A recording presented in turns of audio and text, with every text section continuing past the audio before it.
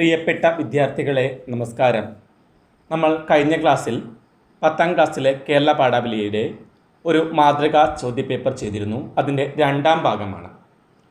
9ാമത്തെ ചോദ്യമാണ് ഇനി നമ്മൾ ചെയ്യുന്നത്. ഗദ്യഭാഗം വായിച്ച് ചുവടെ കൊടുത്ത ചോദ്യങ്ങൾക്ക് ഉത്തരം എഴുതുക. എല്ലാ കഥകളും സമ്പൂർണ്ണമാകുന്നത് ആസ്വാദന പക്ഷത്ത് അനുഭൂതി പകർന്ന് അനുവാചകരിലെത്തുമ്പോഴാണ്. ഓരോ കലയ്ക്കുമനുസരിച്ച് ആസ്വാദന രീതിയും ആസ്വാദകരുടെ എണ്ണവും വ്യത്യാസപ്പെട്ടിരിക്കും. ചലച്ചിത്ര ആസ്വാദനത്തെ പറ്റിയുള്ള ബർഗ്മാൻ്റെ വീക്ഷണം ശ്രദ്ധേയമാണ്. സിനിമ ആസ്വാദകൻ്റെ തീക്ഷ്ണയെ മാറ്റി നിർത്തി ഭാവനയെ സ്വാധീനിക്കുകയും അതുവഴി വൈകാരിക അനുഭൂതിയെ കീഴടക്കുകയും ചെയ്യുന്നു. ഇതര കലകളുമായി താരതമ്യപ്പെടുത്തുമ്പോൾ പൊതുവെ നാടകം, സംഗീതം, നൃത്തം തുടങ്ങിയവ സിനിമയുടെ നിർമ്മാണ ചെലവ് ഭാരിച്ചതാണ്. അതുകൊണ്ട് തന്നെ സിനിമയുടെ നിർമ്മാണത്തിൽ കലയോടൊപ്പം വ്യവസായത്തിൻ്റെയും ഘടകങ്ങൾ ഉൾച്ചേർന്നിരിക്കുന്നു. വ്യവസായത്തിന് പ്രാമുഖ്യം കൊടുക്കുന്ന സിനിമകളിൽ വിനോദത്തിനുള്ള ഉപാധികൾ ഏറെയും ഉൾപ്പെടുന്നത്. വിനോദോപാധികൾ ഏറെയുള്ള സിനിമ ആസ്വദിക്കാൻ പരിശീലനം ആവശ്യമില്ലെന്ന് വാദിക്കുന്നവരുണ്ട്. എന്നാൽ ഇതര കലകൾ പോലെയോ അതിലധികമോ ആസ്വാദന പരിശീലനം ആവശ്യപ്പെടുന്ന കലയാണ് സിനിമ. പരിശീലനം സിദ്ധിക്കാത്തവർക്കും സിനിമ എന്ന കല സാമാന്യമായി ആസ്വദിക്കാമെന്നുള്ളത് ആ കലയുടെ സവിശേഷതയാണ്. പരിശീലനം സിദ്ധിച്ചവർക്ക് അതിൽ ലീനമായിരിക്കുന്ന ചലച്ചിത്ര ബിംബങ്ങൾ, ദൃശ്യ സൂചനകൾ, അവതരണത്തിൽ ഉൾച്ചേർത്തിരിക്കുന്ന ധ്വനി സൂചനകൾ, സംഭാഷണങ്ങൾ, അർത്ഥവത്തായ മൗനങ്ങൾ എന്നിവ മനസ്സിലാകൂ. ഇതിലെ 1ാമത്തെ ചോദ്യം, ചലച്ചിത്ര ആസ്വാദനത്തെ പറ്റിയുള്ള ബർഗ്മാൻ്റെ നിരീക്ഷണം എന്താണ്? ഉത്തരം: സിനിമ ആസ്വാദകൻ്റെ വീക്ഷണയെ മാറ്റി നിർത്തി ഭാവനയെ സ്വാധീനിക്കുകയും അതുവഴി വൈകാരിക അനുഭൂതിയെ കീഴടക്കുകയും ചെയ്യുന്നു എന്നതാണ്. 2ാമത്തെ ചോദ്യം, സിനിമയുടെ ആസ്വാദന പരിശീലനത്തെക്കുറിച്ച് നിലനിൽക്കുന്ന 2 വാദങ്ങൾ ഏതെല്ലാമാണ്? 1ാമത്തെ വാദം, വിനോദോപാധികൾ ഏറെയുള്ള സിനിമ ആസ്വദിക്കാൻ പരിശീലനം ആവശ്യമില്ല. വിനോദോപാധികൾ ഏറെയുള്ള സിനിമ ആസ്വദിക്കാൻ പരിശീലനം ആവശ്യമില്ല. എന്നാൽ ഇതര കലകൾ പോലെയോ അതിലധികമോ ആസ്വാദന പരിശീലനം ആവശ്യപ്പെടുന്ന കലയാണ് സിനിമ എന്നും ഒരു കൂട്ടർ വാദിക്കുന്നു. 3ാമത്തെ ചോദ്യം, സിനിമ ആസ്വാദനത്തിൽ പരിശീലനം സിദ്ധിച്ചവർക്ക് പരിശീലനം ലഭിക്കാത്തവരിൽ നിന്നുള്ള വ്യത്യാസങ്ങൾ എന്തെല്ലാം? പരിശീലനം ലഭിച്ചവർക്ക് മാത്രമാണ് അതിൽ ലീനമായിരിക്കുന്ന ചലച്ചിത്ര ബിംബങ്ങൾ, ദൃശ്യ സൂചനകൾ, അവതരണത്തിൽ ഉൾച്ചേർത്തിരിക്കുന്ന ധ്വനി സൂചകങ്ങൾ, സംഭാഷണങ്ങൾ, അർത്ഥവത്തായ മൗനങ്ങൾ എന്നിവ മനസ്സിലാകൂ. 10ാമത്തെ ചോദ്യം, ഇന്ത്യൻ പ്രധാനമന്ത്രിയെ ലാൽ ബഹദൂർ ശാസ്ത്രികൾ എന്ന് വിശേഷിപ്പിച്ച് അയ്യങ്കാർ അദ്ദേഹത്തിൻ്റെ പരിപാടികൾ കവർ ചെയ്തു. പത്രസ്വാമിക്ക് ബഹു സന്തോഷമായി. റെസിഡന്റ് എഡിറ്റർ, പത്രങ്ങൾ ചെയ്യുന്ന ഏറ്റവും വലിയ സേവനം അച്ചടിച്ചത് കണ്ടാൽ അവിശ്വസിക്കാൻ ജനങ്ങളെ പഠിപ്പിക്കുന്നു എന്നതാണ്. സാമുവൽ ബട്ട്ലറുടെ നിരീക്ഷണത്തിൻ്റെ അടിസ്ഥാനത്തിൽ കഥാസന്ദർഭത്തെയും സമകാലിക മാധ്യമങ്ങളെയും വിമർശനാത്മകമായി വിലയിരുത്തി കുറിപ്പ് തയ്യാറാക്കുക. ഓരോ പത്രങ്ങളും അവതരിപ്പിക്കുന്നത് സത്യത്തിൻ്റെ പല മുഖങ്ങളാണ്. വാസ്തവമല്ലാത്ത കാര്യങ്ങൾ അച്ചടിച്ച് പ്രസിദ്ധീകരിച്ച് വിശ്വാസ്യത നഷ്ടപ്പെടുത്തുന്ന പത്രങ്ങളുമുണ്ട്. കാര്യമായ ജോലികളൊന്നും ചെയ്യാതെ മെയ്യനങ്ങ വേലകളായിരുന്നു അയ്യങ്കാരുടെ സാഹിത്യ പ്രവർത്തനം.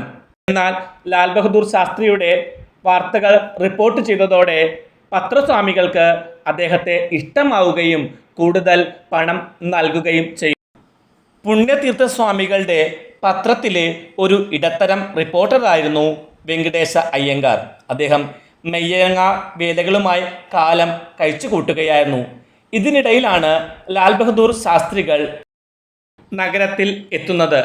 പ്രധാനമന്ത്രിയെ ശാസ്ത്രികൾ എന്ന് വിളിച്ചുകൊണ്ട് എഴുത്തിൽ മാറ്റം കാണിച്ച അദ്ദേഹത്തിൻ്റെ റിപ്പോർട്ടുകൾ പത്രസ്വാമിക്ക് ഇഷ്ടമായി. അദ്ദേഹത്തിന് ഒരു ഇൻക്രിമെൻ്റ് നൽകി പ്രോത്സാഹിപ്പിക്കുന്നു. സാമുവൽ ബട്ട്ലറുടെ അഭിപ്രായത്തിൽ പത്രങ്ങൾ ചെയ്യുന്ന ഏറ്റവും വലിയ സേവനം അച്ചടിച്ചത് കണ്ടാൽ അവിശ്വസിക്കാൻ ജനങ്ങളെ പഠിപ്പിക്കുന്നു എന്നതാണ്. പത്രങ്ങളിൽ വരുന്ന വാർത്തകളെല്ലാം നുണയൊന്നുമല്ല. അപ്രിയ സത്യങ്ങളെ ഒരിക്കലും നുണയായി വ്യാഖ്യാനിക്കുകയും ചെയ്യരുത്. കുറ്റാരോപിതർ രക്ഷപ്പെടാനുള്ള വഴിയായിട്ടാണ് അപ്രിയ സത്യങ്ങളെ ദുർവ്യാഖ്യാനിക്കുന്നത്. ഓരോ പത്രങ്ങളും അവരവരുടെ വീക്ഷണങ്ങളാണ് അവതരിപ്പിക്കുന്നത്. സത്യം വളച്ചൊടിക്കപ്പെടാം ചില പത്രങ്ങളിൽ. നിഷ്പക്ഷമായ മാധ്യമ പ്രവർത്തനമാണ് ഒരു സമൂഹത്തിലെ നന്മയ്ക്ക് അത്യാവശ്യമായിട്ടുള്ളത്. ഇനി നമുക്ക് 11ാമത്തെ ചോദ്യം നോക്കാം. അമ്മ മമ്മിയായെന്നേ മരിച്ചു മലയാളം, ഇന്നുള്ളതിൽ ഡാഡി ജഡമാം മലയാളം. കുഞ്ഞുണ്ണി മാഷ്. ഇളയച്ചൻ ഇളയമ്മ വല്യച്ഛൻ അമ്മാമൻ. ദുർവ്യാഖ്യാനം കൂട്ടുകുടുംബമായി ജീവിക്കുന്ന നമ്മുടെ സംസ്കാരത്തിൽ ഇല്ലാത്ത ഒരു ഭാഷയെ ചോദ്യം പോലും ചോദിക്കാതെ നമ്മുടെ വീട്ടിൽ അനുവദിച്ചതുകൊണ്ട് നമ്മുടെ ബന്ധങ്ങളെല്ലാം അങ്കിളും ആൻറ്റിയും ആയിത്തീർന്നിരിക്കുന്നു. പ്രകാശ് രാജ്. മാതൃഭാഷയെക്കുറിച്ചുള്ള 2 എഴുത്തുകാരുടെയും കാഴ്ചപ്പാടുകൾ താരതമ്യം ചെയ്ത് കുറിപ്പ് തയ്യാറാക്കുക. ജനിച്ച നാൾ മുതൽ ഒരു ജനത കേട്ടുവളർന്ന അവരുടെ ഭാഷയെയും അവരുടെ സാഹിത്യത്തെയും ക്രമാനുഗതമായി അടിച്ചമർത്തുകയായിരുന്നു ബ്രിട്ടീഷുകാർ ചെയ്തത്. ഇത് സ്വന്തം സംസ്കാരത്തിൽ നിന്നും അനുഭവങ്ങളിൽ നിന്നും ആ ജനതയെ പുറത്താക്കി. ബ്രിട്ടീഷുകാർ നമ്മുടെ നാടിനുമേൽ ആധിപത്യം സ്ഥാപിക്കാൻ ഉപയോഗിച്ച ആയുധമായിരുന്നു ഇംഗ്ലീഷ് ഭാഷ എന്ന് പ്രകാശ് രാജ് പറയുന്നു. മനുഷ്യൻ ഏത് ഭാഷയാണോ സംസാരിക്കുന്നത് ആ നാടിൻ്റെ ആളായി മാറും എന്ന സത്യം മനസ്സിലാക്കിയാണ് മാതൃഭാഷയുടെ മേൽ അധിനിവേശ ശക്തി കടന്നുകയറ്റം നടത്തിയത്. ഇതിലൂടെ മാതൃഭാഷയിൽ നിന്നും സംസ്കാരത്തിൽ നിന്നും നമ്മളെ അകറ്റാൻ അവർക്ക് സാധിച്ചു. മാതൃഭാഷയെ മറന്നുകൊണ്ട് ഇംഗ്ലീഷിൻ്റെ പിന്നാലെ പോകുമ്പോൾ നമുക്ക് നഷ്ടമാകുന്നത് നമ്മുടെ സംസ്കാരമാണെന്നാണ് കുഞ്ഞുണ്ണി മാഷും പ്രകാശ് രാജും പറയുന്നത്. മാതൃഭാഷയിലൂടെ മാത്രമേ നമുക്ക് നമ്മുടെ സംസ്കാരവും ഓർമ്മകളും നിലനിർത്താൻ കഴിയൂ. മാതൃഭാഷ പഠിക്കുകയാണെങ്കിൽ മറ്റുള്ള ഭാഷകൾ എളുപ്പത്തിൽ പഠിക്കാൻ കഴിയും. നമ്മുടെ ഭാഷയെ അഭിമാനത്തോടെ സംസാരിക്കാനും എഴുതാനും മനസ്സുണ്ടാകണം. മാതൃഭാഷ നമ്മളെ ആരെന്ന് കാണിക്കുന്ന ഒരു കണ്ണാടി കാഴ്ചയാണ്. മാതൃഭാഷ മോശമാണെന്നും ഇംഗ്ലീഷാണ് നല്ലതെന്നും ചിലർ വാദിക്കുന്നുണ്ട്. മലയാളി സംസാരിക്കുമ്പോൾ പലപ്പോഴും ഭാഷാപദങ്ങളെക്കാൾ കൂടുതൽ ഇന്ന് ഇംഗ്ലീഷ് പദങ്ങളാണ് ഉപയോഗിച്ചുകൊണ്ടിരിക്കുന്നത്. പ്രഭാതവന്ദനവും നന്ദി പറച്ചിലുമൊക്കെ ഗുഡ് മോർണിംഗും ഗുഡ് ആഫ്റ്റർനൂണുമൊക്കെ ആയി മാറിയിരിക്കുന്നു. മലയാളം കൃത്യമായി ഉച്ചരിക്കാതെ ഇംഗ്ലീഷ് ചേർത്ത് ഉച്ചരിക്കുന്നതിനെയാണ് കുഞ്ഞുണ്ണി മാഷ് ഇവിടെ വിമർശിക്കുന്നത്. ഇന്ന് ഏത് കാര്യവും പരസ്യങ്ങൾ ഉൾപ്പെടെ ഇംഗ്ലീഷിലായിരിക്കുന്നു.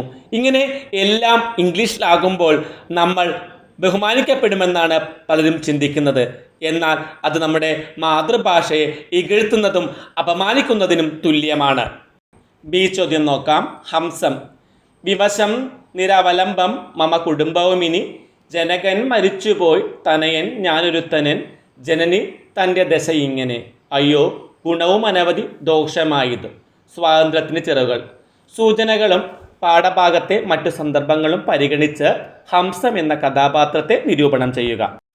ഉണ്ണായി വാര്യരുടെ നളചരിതം ആട്ടക്കഥയിൽ പ്രത്യക്ഷപ്പെടുന്ന ഹംസത്തിൻ്റെ സ്വർണ്ണവർണ്ണത്തിലും മഞ്ജുനാദത്തിലും ആകൃഷ്ടരാവാത്ത കഥകളി ആസ്വാദകർ ചുരുക്കമാണ്.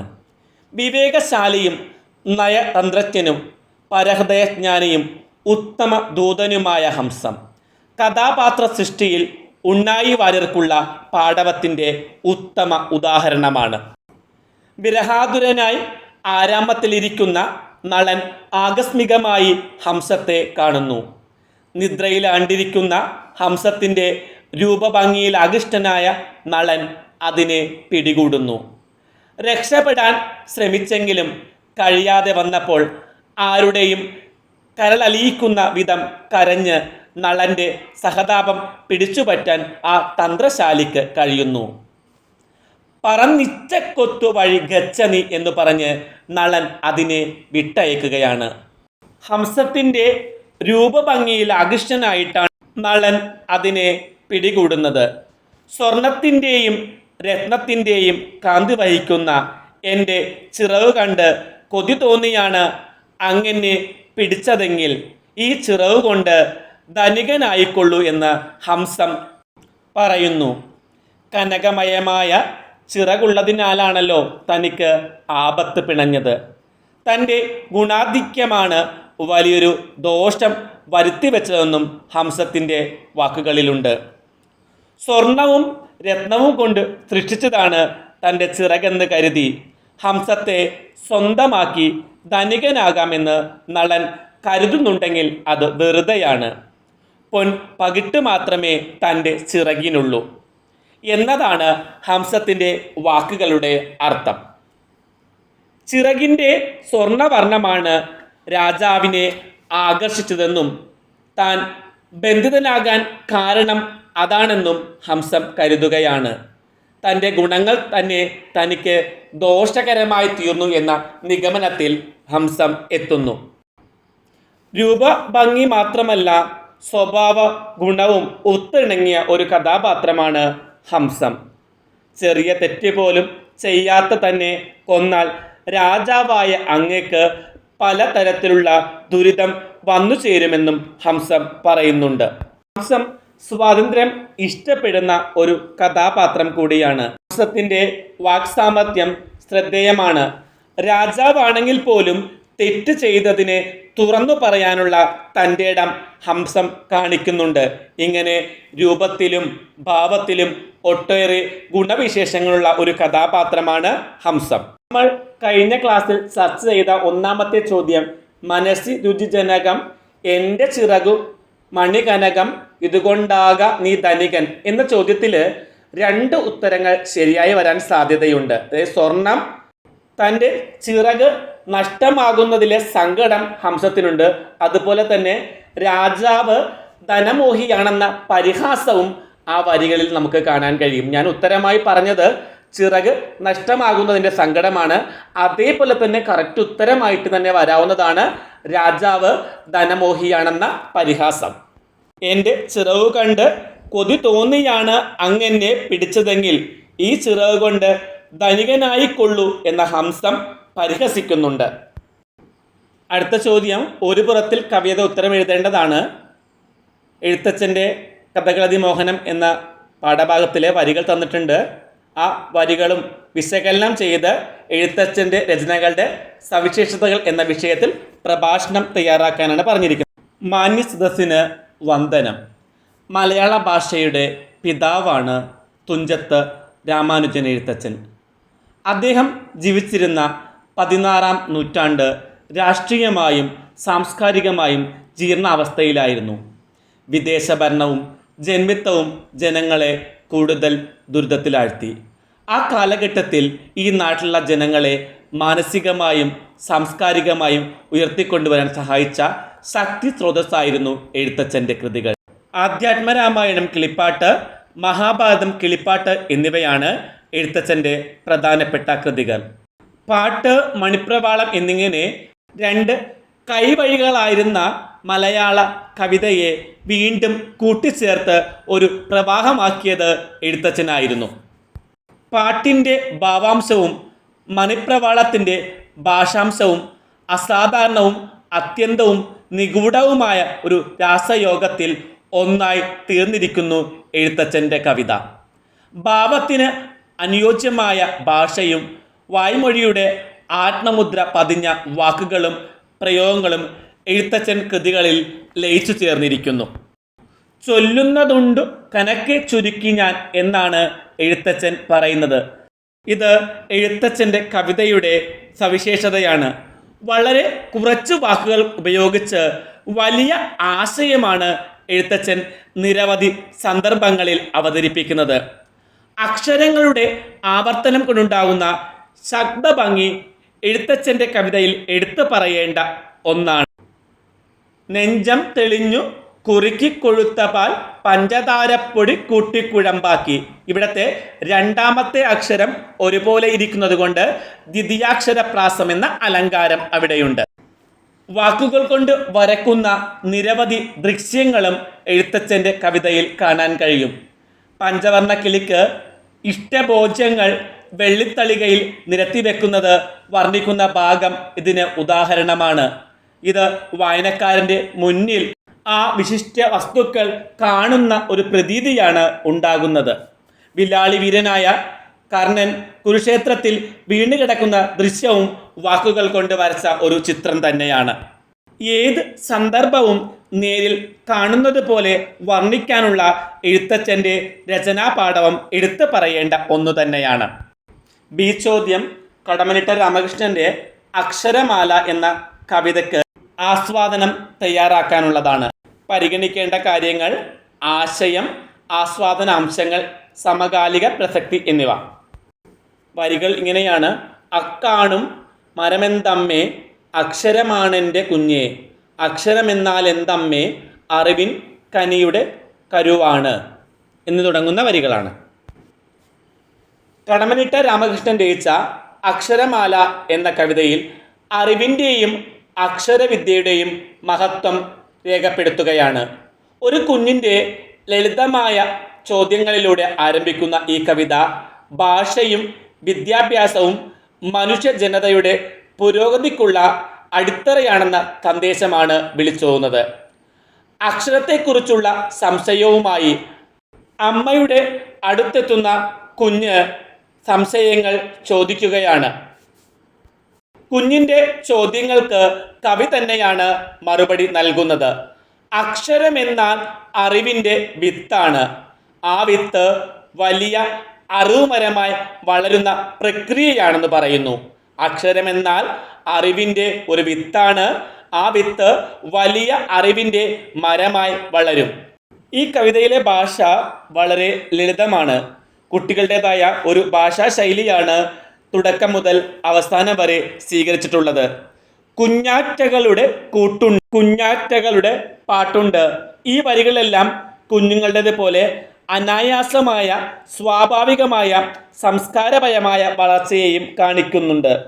കൂട്ടക്ഷരമായി കൂമ്പുന്നു, നാം കൂട്ടക്ഷരമായി വിരിയുന്നു എന്നത് ഭാഷയുടെ ശാക്തീകരണത്തെയാണ് തുറന്നു കാണിക്കുന്നത്. അക്ഷരമാല എന്ന ഉപമ കവിതയുടെ മുഖ്യ ബിംബമായി മാറുന്നുണ്ട്. അറിവ് വിതച്ച് വളരുന്ന വൃക്ഷം അതിൻ്റെ ശാഖകളിൽ വിദ്യയുടെ കനികളും വിളകളും വിരിയിക്കുന്നു. കവിതയുടെ അവസാനത്തിൽ പുതു നറുനാമ്പുകൾ നീളുന്നു എന്നിടത്ത് വിദ്യാഭ്യാസത്തിൻ്റെ വ്യാപനവും കാലാനുസൃതമായി അത് ഏറ്റെടുത്തു പോകുന്ന പുതു തലമുറയുടെയും പ്രതീകമാണ്. ഇന്നത്തെ വിദ്യാഭ്യാസത്തെക്കുറിച്ചും ഭാഷയെക്കുറിച്ചുമുള്ള ചിന്തകൾക്കിടയിൽ ഈ കവിതയ്ക്ക് വലിയ പ്രസക്തിയുണ്ട്. കുട്ടികളുടെ ഭാഷാ വികസനത്തിനും അറിവ് വളർത്തലിനും അക്ഷരത്തേക്കാൾ ശക്തമായ ഉപാധി വേറെയൊന്നുമില്ല. വിവരസാങ്കേതിക വിദ്യയുടെ ഈ കാലഘട്ടത്തിൽ ഭാഷയുടെ അടിസ്ഥാനത്തെ മറക്കാതെ അതിനെ ചെറുപ്രായത്തിൽ തന്നെ വളർത്തേണ്ടത് അടിയന്തരമായ കാര്യമാണ്. കുട്ടികളുടെ ലഹരി മുക്തഭാവവും അവരുടെ പാഠശാല അനുഭവങ്ങളും ഈ കവിത ഓർമ്മിപ്പിക്കുന്നുണ്ട്. അക്ഷരമാല എന്ന കടമ്മനിട്ട രാമകൃഷ്ണൻ്റെ ഈ കവിത കുട്ടികളുടെ സംസ്കാരം, വിദ്യയുടെ പ്രാധാന്യം, അറിവിൻ്റെ വിത്ത് എന്നിവയെ മനോഹരമായി ചിത്രീകരിക്കുകയാണ്. അക്ഷരത്തെ ചുറ്റിപ്പറ്റി ബിംബങ്ങളും രൂപകങ്ങളും ഉപയോഗിച്ച് കവിതയിൽ ഭാഷയുടെ ദീപ്തിയും വികാസവും ആഘോഷിക്കുന്നു. ചോദ്യപേപ്പർ ചർച്ച ഇവിടെ അവസാനിച്ചു. മറ്റൊരു ചോദ്യപേപ്പറുമായി ഉടൻ കാണും വരെ എല്ലാവർക്കും നന്ദി, നമസ്കാരം.